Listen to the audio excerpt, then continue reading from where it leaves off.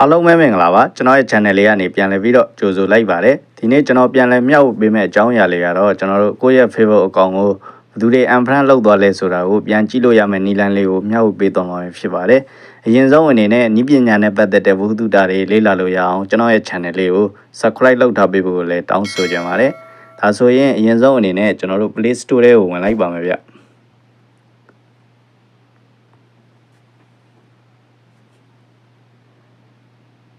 Play Store ထဲကိုရောက်ပြီဆိုရင်တော့ကျွန်တော်တို့ဒီအောက်နားမှာရှိတဲ့ဒီ search ခွင်းလေးပေါ့နော်တခါတလေလဲသူကအပေါ်မှာရှိတတ်တယ်ပေါ့နော်အခုကျွန်တော်ဖုန်းကတော့ဒီ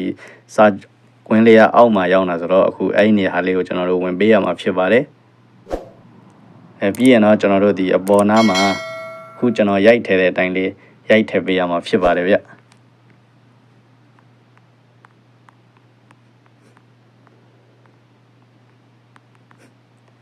ဟုတ်ကဲ့ဒီတိုင်းလေးရိုက်ရှာပေးရမှာဖြစ်ပါတယ်ဗျ UNFRIEND FIND unfriend finder ဆိုပြီးတော့ကျွန်တော်တို့ဒီတိုင်းမှန်မှန်ကန်ကန်ရိုက်ထည့်ပေးရမှာဖြစ်ပါတယ်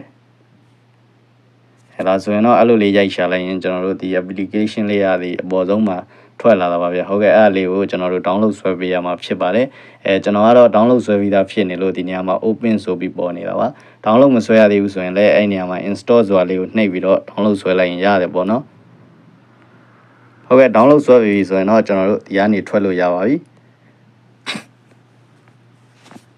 ပြီးရင်ကျွန်တော်တို့စောနာ download ဆွဲခဲ့တဲ့application လေးတွေကိုဝင်လိုက်ပါမယ်ဗျ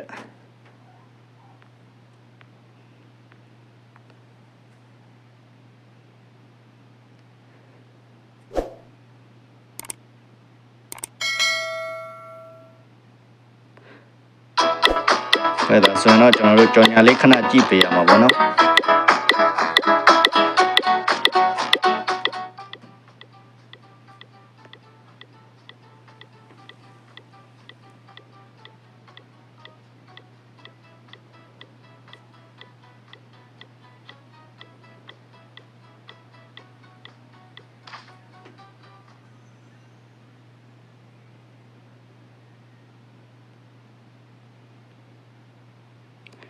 ကြော်ညာလေးကြည့်ပြီးဆိုရင်တော့ကျွန်တော်တို့ဒီနေရာမှာပေါ့နော်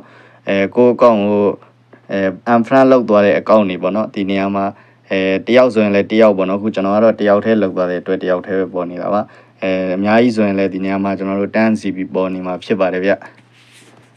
ဒါပေမဲ့ကျွန်တော်တို့အရင်တော့ဒီ software လေးမသုံးခင်တော့အရင်တော့ unfriend လုပ်ခဲ့တဲ့အကောင့်တွေကိုတော့ကြည့်လို့မရဘူးပေါ့နော်အခုကစပြီးတော့ကျွန်တော်တို့ unfriend လုပ်တဲ့လူတွေကိုသိကျင်တယ်ဆိုရင်တော့ဒီ application လေးကို download ဆွဲထားပြီးတော့ကျွန်တော်တို့ကိုယ့်ရဲ့ Facebook account နဲ့ login ဝင်ထားပြီးဒီတိုင်းလေးကြည့်ပေးနေလို့ရပါတယ်ဗျဟုတ်ကဲ့ကျွန်တော်တို့ဒီနီလန်းလေးအတိုင်းကိုယ့်ရဲ့ friend တွေကပေါ့နော်ကိုယ်ဘယ်သူတွေ unfriend လုပ်သွားလဲဆိုတာကို like လုပ်ကြည့်လို့ရပါတယ်ဟုတ်ကဲ့ဒီနေ့ဗီဒီယိုလေးကိုအဆုံးထိ like ကြည့်ပေးခဲ့တဲ့အတွက်အားလုံးကိုကျေးဇူးတင်ပါတယ်